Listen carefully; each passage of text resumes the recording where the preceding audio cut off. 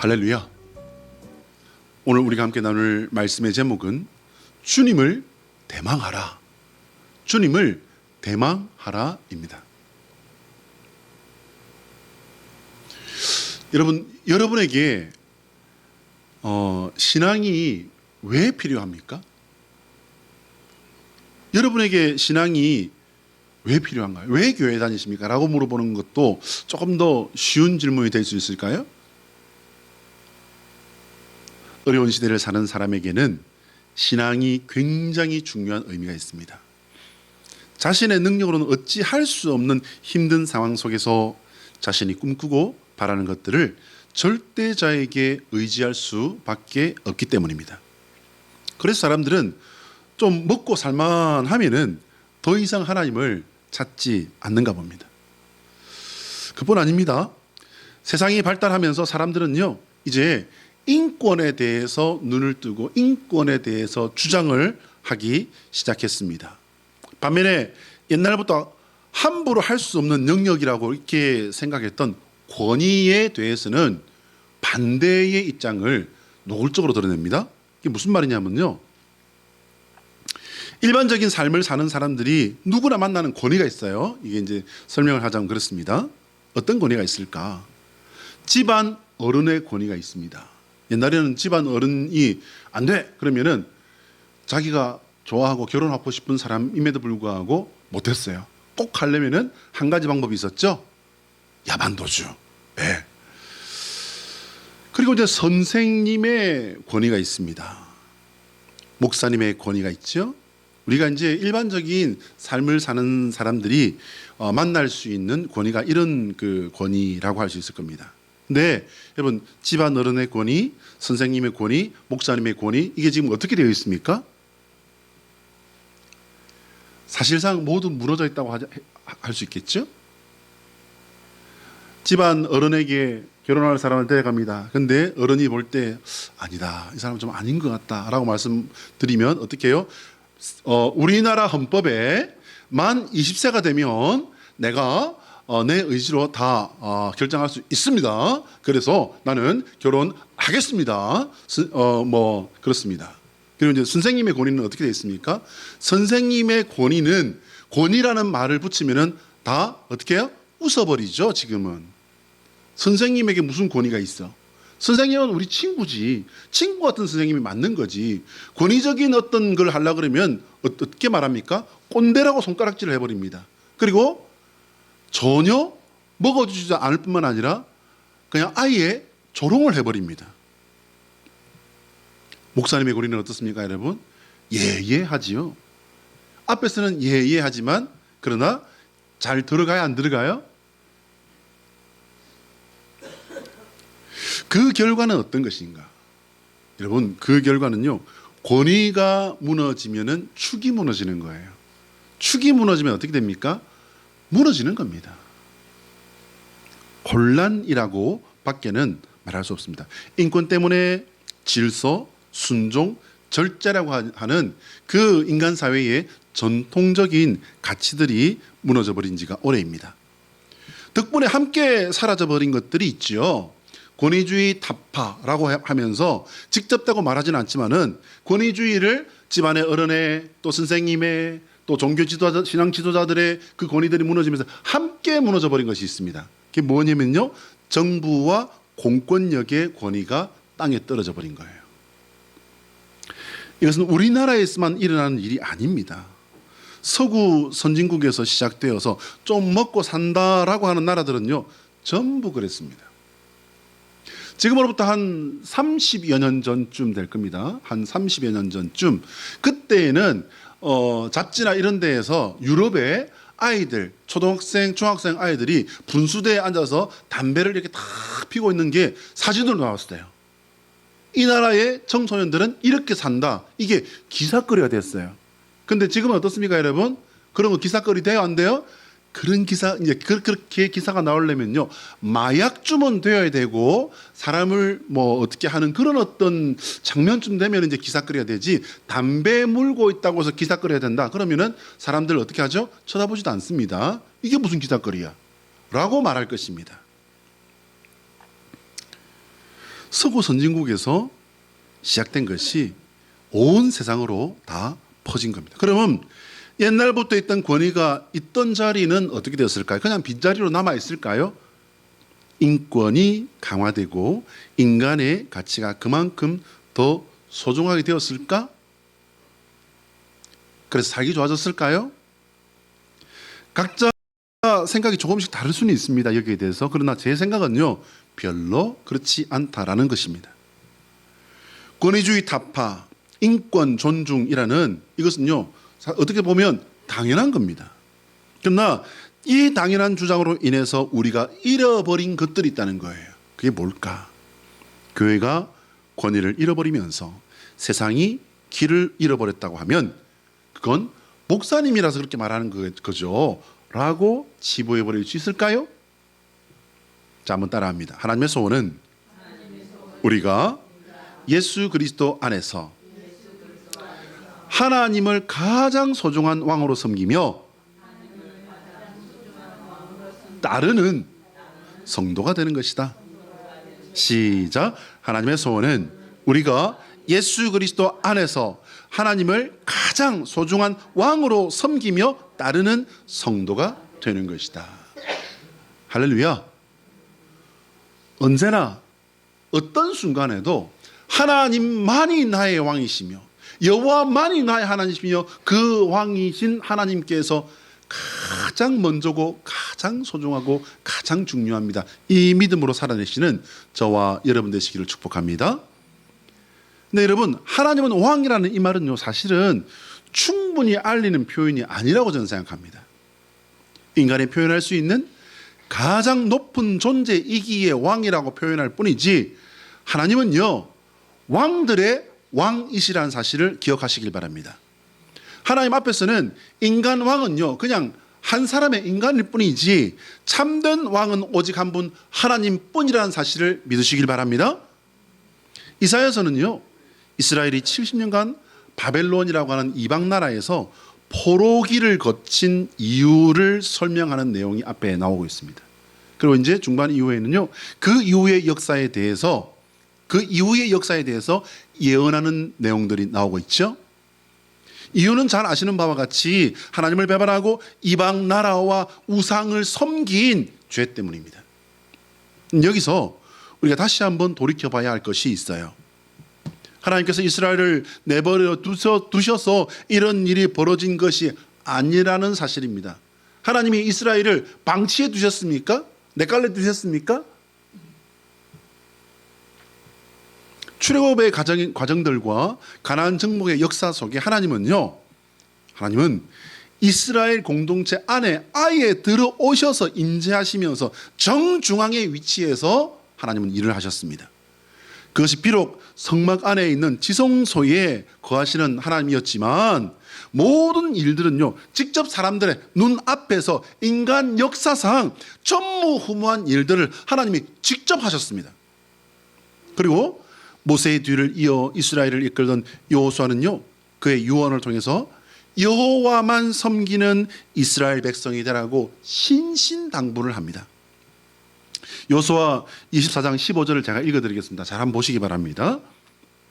만일 여호와를 섬기는 것이 너희에게 좋지 않게 보이거든 너희 조상들이 강 저쪽에서 섬기던 신들이든지 또는 너희가 거주하는 땅에 있는 아모리 족속의 신들이든지 너희가 섬길 자를 오늘 택하라. 오직 나와 내 집은 여호와를 섬기겠노라 하니. 할렐루야. 어떤 시대에 어떤 상황에서도 여호와 하나님을 선택하고 섬기는 저와 여러분 되시기를 축복합니다. 여호수아 이후에 이제 사사들을 통해서 하나님께서 이스라엘을 다스리신 역사가 이제 여호수아 이후에 기록되어 있습니다. 사사기를 말합니다. 그런데 사사기를 읽어보면요, 사사들이 통치할 때는 그나마 잘 좀 하는 것 같습니다. 그러다가 하나님의 사람이 세상을 떠나게 되면 어떻게 됩니까? 다시 이스라엘은 죄를 지어서 하나님을 노하시게 해서 이방 나라를 통한 하나님의 채찍을 이제 맞게 되는 그런 역사가 계속 돌고 반복된다라고 제가 말씀을 드렸습니다. 그런데 여기서 틈새에 끼어 있는 사실 하나를 우리가 딱 잡아내야 돼요. 그것은 바로 사사가 없는 때에 이스라엘 사람들이 가지고 있었던 자유입니다. 자유. 하나님께서는 이미 3,000년 전에 이스라엘 사람들이 자유롭게 신앙생활을 할 수 있게 하신 겁니다. 다만 그것은 여호와만 하나님으로 섬기는 것이었습니다. 그런데 이스라엘 역사를 보면요, 하나님께서 친히 세우신 이스라엘 백성이 판판이 넘어지고 사단의 꼬임에 넘어가서 하나님을 배반하고 실망시켰던 역사들이 줄줄이 이어집니다. 하나님께서는 이스라엘이 억지로 하나님을 섬기는 것이 아니라 그들이 스스로 하나님을 섬기는 백성이 되기를 원하신 거예요. 사랑하는 여러분, 스스로 하나님을 섬기시는 믿음의 사람 되시기를 축복합니다. 하나님께서는요, 로봇처럼 짜여진 것을 기계적으로 반복하는 그런 걸 믿음이라고 하지 않으세요. 하나님께서는 스스로 결정해서 드리는 진실한 마음을 원하시는 겁니다. 여러분, 공장에서요, 일을 하는 기계가 있습니다. 요즘은 기계가 얼마나 자동화가 잘 되어 있는지 그냥 프로그램 딱딱딱 짜놓으면요, 이 기계는 점심시간이라고 쉬지도 않아요. 여러분, 계속, 그리고 오차도 없어요. 기름 넣어주고, 그리고 전기만 끊어지지 않으면 밤새도록 24시간 일도 합니다. 그러면 그 기계를 보고서 우리가 열심히 한다고 말을 합니까? 그러지 않습니다. 우리가 이제 월급을 주지만 그 직원이 점심시간도 쪼개서 자기에게 맡겨진 일들을 이제 해내고, 그리고 자기가 아직 그 일을 마무리를 못했다 해서 퇴근 시간이 되었음에도 불구하고 그 시간을 넘겨가면서까지 이제 그 일을 마무리 지어놓고 나갑니다. 그런 사람에게 뭐라고 하죠? 열심히 한다. 참 성실하다. 그래서 사장님은 그 사람에게 어떻게 말합니까? 아, 정말 밥값하는 사람이야. 잘 골랐어. 고맙네 이 사람아. 왜요? 마음으로 일을 했기 때문입니다. 여러분, 인간과 인간 사이도 똑같아요. 아무 마음도 느껴지지 않는 그런 관계가 있습니다. 기계적으로 밥을 먹고 기계적으로 잠을 자고 기계적으로 옆에 앉아 있어요. 그것을 우리는 어떻게 말할 수 있습니까, 여러분? 빈껍데기라고 할 수 있을 겁니다. 다른 말로요, 남이라고 할 수 있을 거예요. 속마음을 알 수 없는 인간끼리도 이런 관계는 결코 오래 갈 수가 없죠. 마음과 마음이 와닿지 않고 마음과 마음이 교류되지 않는 그런 관계는 오래 갈 수 없어요. 하물며 우리 마음의 중심을 아시는 하나님께서 우리가 어떤 마음으로 하나님 앞에 나오는지 하나님께서 과연 아실까요? 모르실까요? 하나님은 우리가 하나님께 나올 때 어떤 마음인지 정확하게 아시는 하나님이심을 믿으시길 바랍니다. 하나님을 진실한 마음으로 사랑하며 섬기는 성도 되시기를 축원합니다. 오직 여호와만 유일하신 나의 하나님으로 믿고 섬기는 주님의 자녀 되시기를 축복합니다. 그럼 왜 여호와 외에 다른 신을 하나님으로 섬기면 안 되는 걸까요? 여러분은 어떻게 생각하십니까? 다른 종교에도요, 여러분 방언이 있다는 거 아십니까? 다른 종교에도요, 환상도 있어요. 다른 종교에도 사랑이 있습니다. 다른 종교에도 희생이 있어요, 여러분. 그리고 봉사합니다. 좋은 일들 합니다. 좋은 일 하는 게 바르다고 가르칩니다. 바른 가치를 말을 합니다. 여러분, 불교에 전해져 내려오는 석가모니 부처님의 좋은 가르침들 얼마나 많습니까, 여러분? 그리고 유교에서 가르치는 가치 있는 가르침들 얼마나 많이 있습니까? 조상을, 그리고 어른을 높게 숭상하고 섬기는 거, 여러분, 이거 나쁜 건 아니지 않습니까? 이슬람은 어떻습니까, 여러분? 이슬람을 믿는 사람 중에서요, 테러리스트만 있는 게 아니에요. 단지 대부분의 테러리스트들이 이슬람 그 교도들이라서 문제인 거지, 그 종교들이 가치가 없다라고 말씀드리는 게 아닙니다. 너무나도 중요하고 소중한 것들을 가르쳐 줍니다. 하지만 정작 가장 중요한 것 한 가지가 없어요. 그게 뭡니까, 여러분? 생명입니다. 생명. 생명은 절대적인 것이며 최후의 가치라는 사실을 깨달으시기 바랍니다. 아, 생명이 없다? 예, 생명이 없어요. 무슬림들, 이슬람 교회에서 어떻게 말합니까? 알라가 세상의 창조주라 말하지 않습니까? 왜 그렇게 말하죠? 왜 그렇게 말하냐면요, 유대교회에서 카페에 갔으니까 당연히 그런 똑같은 말을 하죠. 근데 이슬람의 그 알라가 여호와 하나님 맞습니까? 여러분 절대로 착각하시면 안 돼요. 거짓말이에요. 월신을 섬기면서 하나님은 달신 아닙니다. 당연히 거기에는 생명 없습니다, 여러분. 사도행전 4장 12절의 말씀을 우리 같이 한번 읽어보겠습니다. 앞에 뜹니다. 시작. 다른 이로서는 구원을 받을 수 없나니 천하 사람 중에 구원을 받을 만한 다른 이름을 우리에게 주신 일이 없음이라 하였더라. 할렐루야. 여러분 주시는 이가 누구십니까? 하나님이시죠? 주신 이는 누구십니까? 주신 이가 누구예요? 예수 그리스도를 주셨잖아요. 생명의 주인은 오직 여호와 하나님 한 분뿐입니다. 그분은 창조의 주님이시며 생명의 주인이십니다. 그분이 생명을 부어주시면 사는 것이고 그분이 돌려달라 하시면 어떤 사람도 여러분 예외는 없습니다. 즉시 내어드려야 합니다. 오늘 밤에라도 그분이 생명을 찾으시면 어떻게 되겠느냐? 어리석은 부자에게 물어본 질문이지 않습니까? 여호와 하나님만이 생명의 주인이시며 생명의 공급자이시며 생명의 주관자라는 사실을 믿으시길 바랍니다.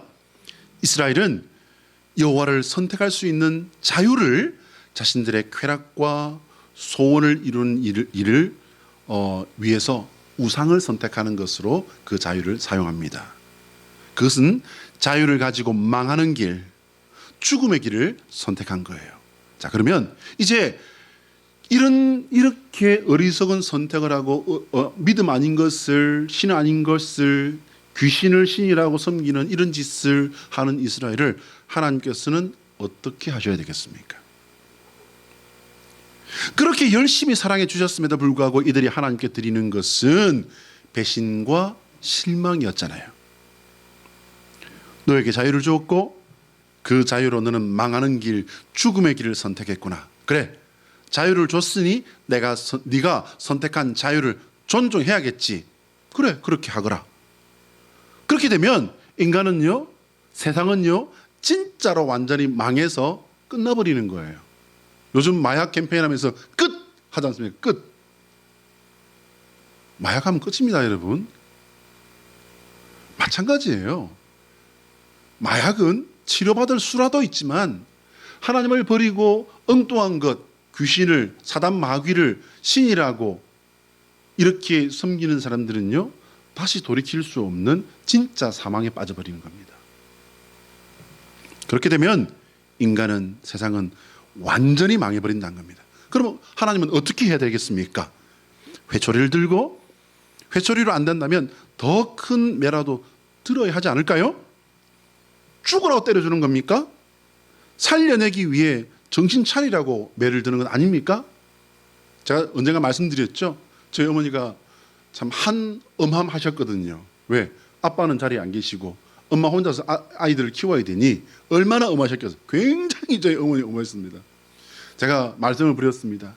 어머니께서 당연히 매를 드셨죠. 매를 드시면서 막 이제 때리고는 어머니도 이제 화가 나시니까 나가! 그래서 말 안 듣고 말썽 부리던 제가요, 어머니의 말씀을 어떻게 해요?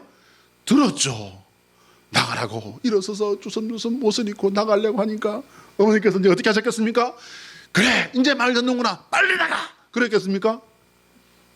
아니요. 나가란다고 나가! 그러고는 더 맞았습니다. 아마 우리 어머니는 기억 못 하실 거예요. 저는 많이 맞았습니다.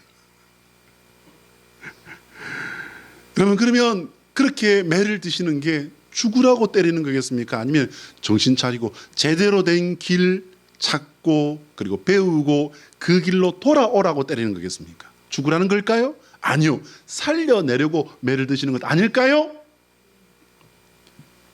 북이스라엘이 멸망하고 나서 135년 후에 남유다도 멸망해서 이방 나라 바벨론에 끌려가 70년 동안 치욕스러운 포로 생활을 하게 됩니다. 오늘 이사야 64장은요, 하나님께서 이스라엘을 회복시키실 역사를 바라보면서 고백한 겁니다. 우리 이사야 64장 7절로 9절 앞에 뜰 텐데 같이 읽어봅니다. 시작. 주의 이름을 부르는 자가 없으며 스스로 분발하여 주를 붙잡는 자가 없사오니 이는 주께서 우리에게 얼굴을 숨기시며 우리의 죄악으로 말미암아 우리가 소멸되게 하셨음이니이다. 그러나 여호와여, 이제 주는 우리 아버지시니이다. 우리는 진흙이요 주는 토기장이시니 우리는 다 주의 손으로 지으신 것이니이다. 여호와여, 너무 분노하지 마시오며 죄악을 영원히 기억하지 마시옵소서. 구하오니 보시옵소서, 보시옵소서. 우리는 다 주의 백성이니이다. 아멘. 저는 8절 9절 이 말씀을 읽는데요, 진짜 목이 메이더라고요. 그러나 여호와여, 하나님을 버리고 70년을 이방 나라에서 그 치욕스러운 역사를 살아낸 이스라엘의 기도예요. 정신 차려 보니까 온 세상이 하나님을 인정하지 않습니다. 그런 세상에서 주님을 섬기고 주님을 세상에 알리라고 세움받은 저희도 마찬가지였습니다. 주님, 징벌을 받고 보니 이제 정신을 차리고 보니 조금 알 것 같습니다. 우리가 왜 징벌을 받았는지, 주님께서 우리에게 원하시는 것이 무엇인지 이제 조금 알 것 같습니다. 주는 우리 아버지시고 우리는 진흙이고 주님은 토기장이십니다. 사랑하는 여러분, 주님의 왕되심을, 주님 앞에 내가 흙덩이 하나만도 못하다는 사실을, 하나님께서 빚어주시면 나는 가치 있는 존재가 된다는 이 사실을 깨달으시고 믿으시고 따르시고 섬기시고 주님의 이루심을 받게 되는 간증의 주인공 되시기를 축복합니다. 저는 이것이 이스라엘이 이방인들과의 근본적인 차이라고 생각합니다. 이스라엘은요, 하나님을 배반하고 딴 길로 갔다가도 하나님께서 징계를 하시면은요, 그 징계 받고 나서 회개할 줄 아는 백성이었어요. 그럼 우리는 어떻습니까, 여러분? 우리는 어떻습니까? 하나님께 징계를 받으면 돌이키고 회개하는 것이 아니라 하나님께서 우리에게 그 많은 은혜를 주시고 그 많은 놀라운 일들을 주셨던 것들은 아예 그냥 지난 거니까 아예 존재하지도 않았던 것처럼 생각하면서 아예 기억도 하지 아니하면서 어떻게 합니까? 원망하잖아요. 불평하잖아요. 불편하잖아요. 내 삶에 이루신 하나님의 은혜를 잊지 마시길 바랍니다. 내 삶에 이루신 하나님의 그 놀라운 일들이 내 삶의 그 어떤 풍랑 앞에서도 꺾이지 아니하고 지워지지 아니하고 별빛처럼 빛나면서 등대처럼 내 앞길을 비추고 감사의 조건과 감사의 능력이 되시는 성도 되시기를 축복합니다. 사랑하는 여러분, 믿음은 우리 안에서 능력으로 역사해야 됩니다. 그건요, 기적을 베푸는 능력을 말하는 게 아니에요. 여러분에게 기적을 베풀려고 말하는 거 아닙니다. 믿음의 능력은 우리 안에서 멈추라 하면은 멈추면 됩니다. 멈춰야 됩니다. 멈추면 복이 됩니다. 여러분, 이거 깨달으시고 이거 누리시길 바랍니다. 하나님께서 놓아라 말씀하시면, 하나님께서 놓아라 말씀하실 때 놓으면 복이 됩니다. 그것이 또한 우리 삶의 여러 가지 어려운 것들을 이기게 하는, 우리의 무너진 삶이, 우리의 무너진 마음이 다시 회복되는 능력이 되어서 누림이 되고 그것이 복이 되는 줄 믿으시길 바랍니다. 하나님께서 돌아서라 말씀하실 때 돌아서면 복이 됩니다. 하나님께서는 우리가 원하는 것보다 우리가 복 받기를 더 원하시는 분이라는 사실을 잊지 마시기 바랍니다. 하나님께서는 우리가 원하는 것보다 더 우리가 성공하기를 원한다는 사실을 또한 잊지 마시기 바랍니다. 단, 내가 원하는 성공을 고집할 때 우리는 성공 못할 확률이 훨씬 높습니다. 왜일까요? 내가 원하는 성공은요, 나를 망하게 하는 덫이 되는 경우가 훨씬 많기 때문입니다. 내가 원하는 성공이 아니라 하나님께서 영광 받으시는 성공하시는 저와 여러분 되시기를 축복합니다. 예수 그리스도의 십자가를 바라보시기 바랍니다. 우리가 원하는 성공으로 십자가를 바라본다면 예수님의 십자가는요, 정말 한심한 겁니다. 이해할 수 없는 겁니다. 처참하고 비참한 실패라고 밖에는 다른 답은 나올 수 없습니다. 그러나 하나님께서 영광 받으시는 성공을 내 마음에 품고 산다면 우리는 예수님의 십자가가 나의 교과서가 될 것입니다. 나의 지도가 될 것입니다. 내가 따라가야 할 길이 될 것입니다. 한번 따라할까요? 예수 그리스도의 십자가는 약속의 완성이며 영광의 회복이다. 시작. 예수 그리스도의 십자가는 약속의 완성이며 영광의 회복이다. 할렐루야. 오늘이 3일이니까요. 이틀 전이네, 그죠?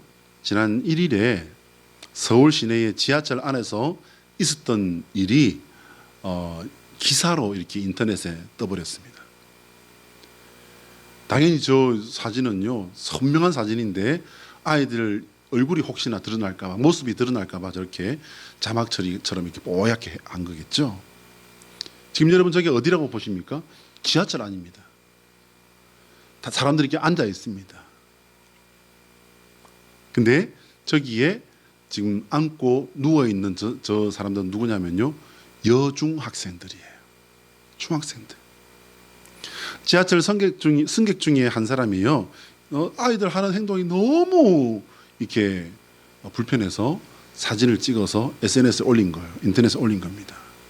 서울 지하철 5호선에서 촬영한 영상이 아예 올라와 있습니다. 영상 속에는요, 이제 10대 중학생으로 보이는 5명이 지하철 그 출입구 바로 앞에서 바닥에 모여 앉아 있더라는 겁니다.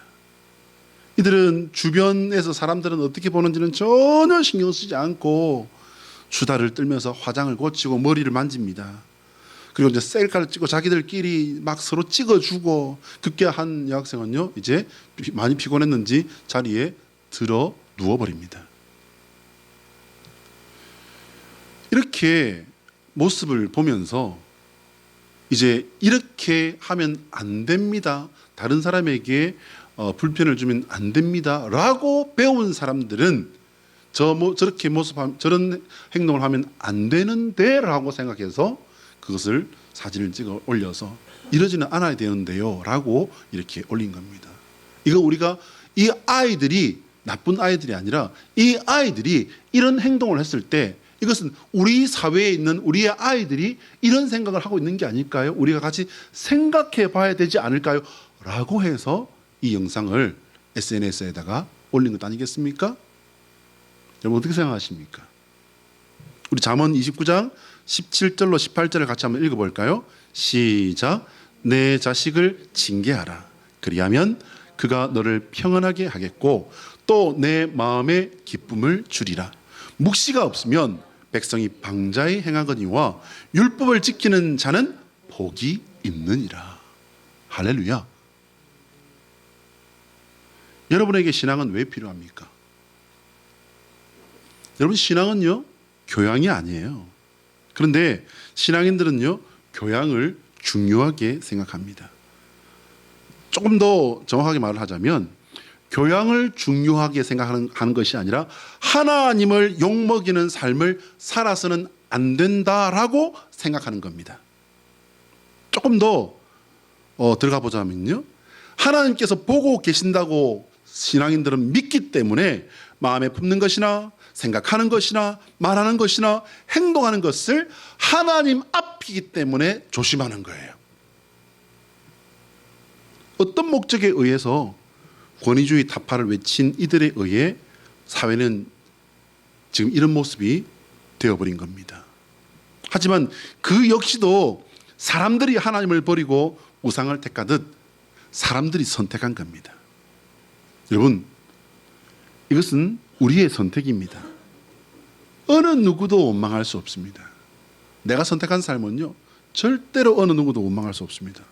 사랑하는 여러분, 하나님을 바라보시기 바랍니다. 하나님을 선택하시길 바랍니다.